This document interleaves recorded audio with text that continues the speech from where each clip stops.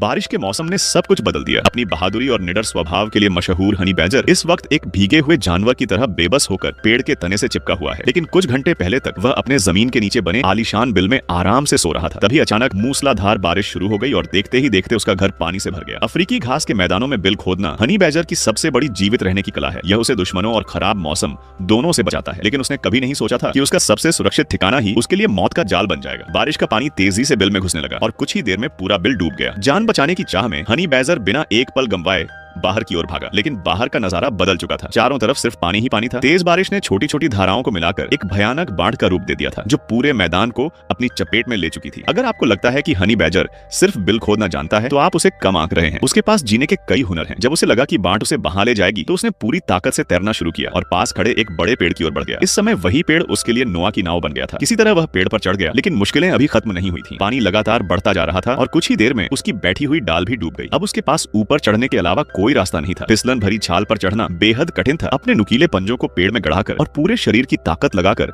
वह किसी तरह खुद को संभाले हुए था। उसके नीचे उफनती हुई बाढ़ थी, जहां एक छोटी सी गलती भी उसे हमेशा के लिए बहा सकती थी। समय बीतता गया। बाढ़ ने अनगिनत जानवरों के घर उजाड़ दिए, लेकिन यही बाढ़ इस धरती पर नई जिंदगी भी लेकर आती है। जब पानी उतर जाएगा, तो उसके साथ आई उपजाऊ मिट्टी नई हरी भरी घास को जन्म देगी। और हनी बैजर के लिए अभी सबसे जरूरी है सिर्फ एक चीज, हार न मानना। वह चुपचाप पेड़ पर बैठा बाढ़ के कम होने का इंतजार करता रहा, धरती के फिर से दिखाई देने का इंतजार करता रहा। आखिरकार पानी का बहाव कम होने लगा और जलस्तर धीरे धीरे नीचे उतरने लगा। जब बाढ़ पूरी तरह खत्म हो जाएगी, तो हनी बैजर फिर से जमीन पर लौटेगा और अपने मजबूत पंजों से एक नया घर बनाएगा। क्योंकि उसके लिए जिंदगी का एक ही नियम है, जब तक सांस है तब तक उम्मीद है। अगर सब कुछ खो भी जाए, तो शुरुआत फिर से की जा सकती है।